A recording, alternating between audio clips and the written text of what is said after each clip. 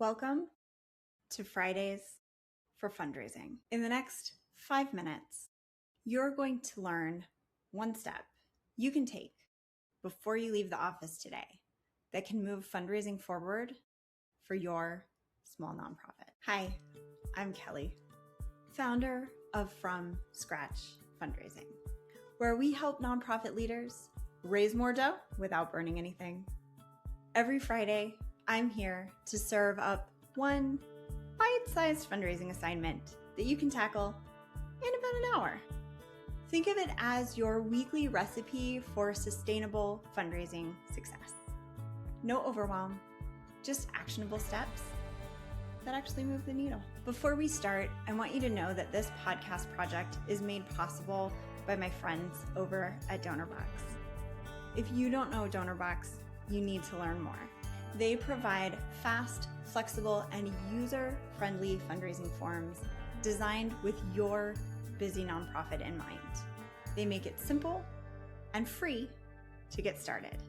Visit donorbox.org to start fundraising easier today. This week, I want to teach you a little trick I use when I need my donor emails to land in the inbox and not in the promotions tab. Now, don't get me wrong, your nonprofit needs a solid email marketing strategy, but there's a good chance you are missing out on better communications with your major donors by only focusing on mass email marketing. These days, there's so much filtering going on in email. Most of your emails are coming out of your CRM or your marketing platform, your MailChimp, your Constant Contact, and they are going straight to the promotions or updates tabs. If your people are using Gmail, Outlook has similar things. Even Apple has added this to their mail system, this filtering system, and they're auto filtering anything that's coming from a mass communication platform into those tabs. And I hear from organizations all the time that their events are turning out lower and lower audience counts. I told a client recently who was freaking out about the RSVPs to a donor stewardship event to do this trick that I'm about to teach you. And she said in a week, they had record RSVPs for the event. So what was that tip? It was using MailMerge, not their email marketing platform, to send out their emailed event invitations. So what is MailMerge? I think we tend to think of this as this old school thing that we use when we're doing letters and things. So let me explain. You cannot and should not use MailMerge all the time for everything. I've given this advice and then had people say, "Ooh, then I'll always send email that way." Nope, that's spam. You can't do that. You should still have your email marketing platform, and the majority of the emails that your nonprofit is sending out should come from that platform. But when you've got a really important communication for donors, especially when it comes to stewardship, MailMerge can cut through the clutter as long as you don't abuse the privilege. So here's how I use MailMerge with my clients. If they have a regular newsletter, if we're doing a multi-channel fundraising campaign that involves email, if they are sending class schedules, advocacy updates, whatever that is, these routine emails, we send those via the email marketing platform.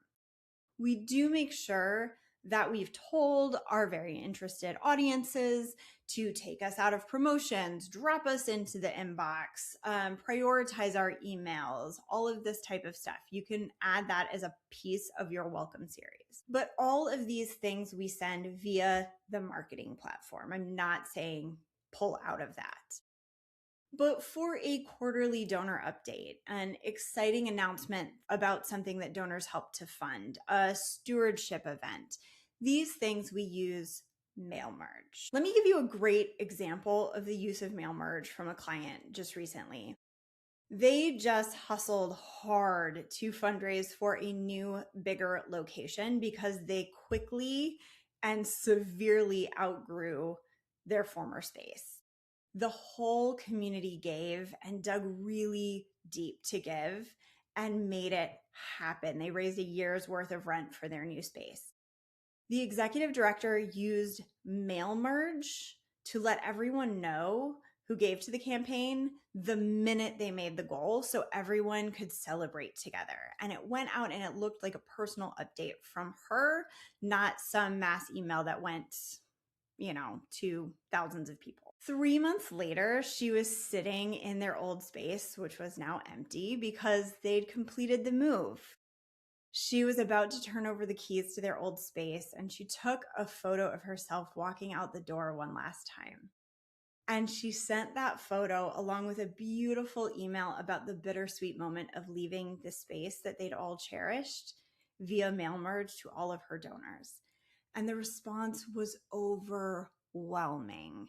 The donors received the communication as though she had sent it only to them to share this private moment just with them. So it was incredible stewardship. It landed in their inboxes, so they saw it in real time, not when they check the promotions tab once a week. And they emailed her back to share their feelings.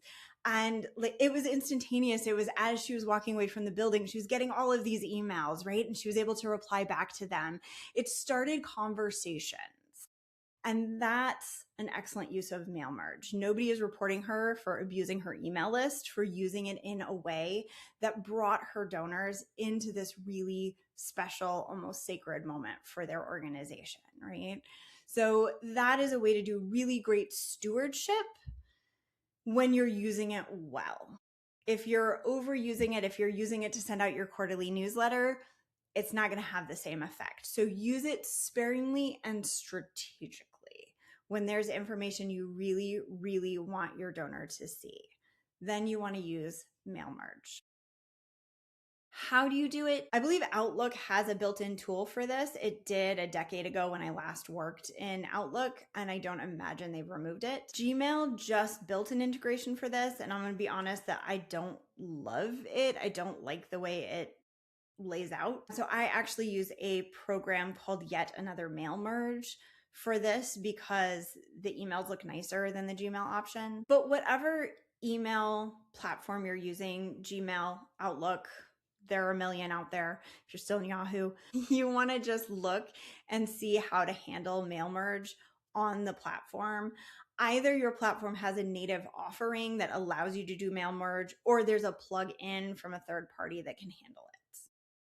And all you have to do is pull the email list from your CRM, for example, all your major donors, and load that into the mail merge system. Usually all you need is first name and email. And then you draft your email like you draft a personal email, and then you tell your system to mail merge it. So look up the specific instructions based on the email system that you use, but all of them have one. So what do you think? Is this tip implementable, or is this just one more thing that you're not sure you can get right? If you are feeling overwhelmed by fundraising, like it's not moving forward, like you're hustling so hard for minimal results, you might want to consider my Nurture and Grow engagement. I assess your data, learn more about what's working and what's not, and then write you a multi-year fundraising strategy that will transform your program from stressful to sustainable. Not only that, but then I build you out a messaging and a tech infrastructure that makes your strategy a breeze to carry out. Some consultants work with you to give you a strategy.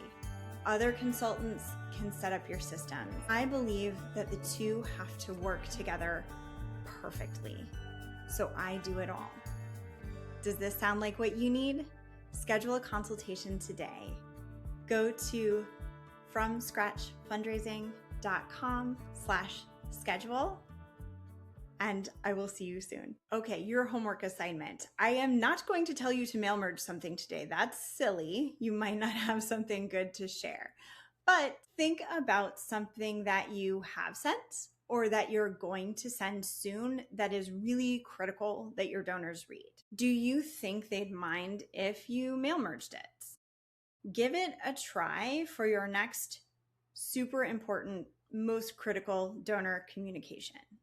And one more time, do not, I repeat, do not abuse it. This cannot be your solution for not having an email marketing platform. If you're tired of paying high prices for MailChimp, this is not your solution, okay? I have somehow ended up on lists like this that nonprofits have done this. They have used MailMerge in place of an email marketing platform to communicate with people. And the problem is you can't unsubscribe from this strategy.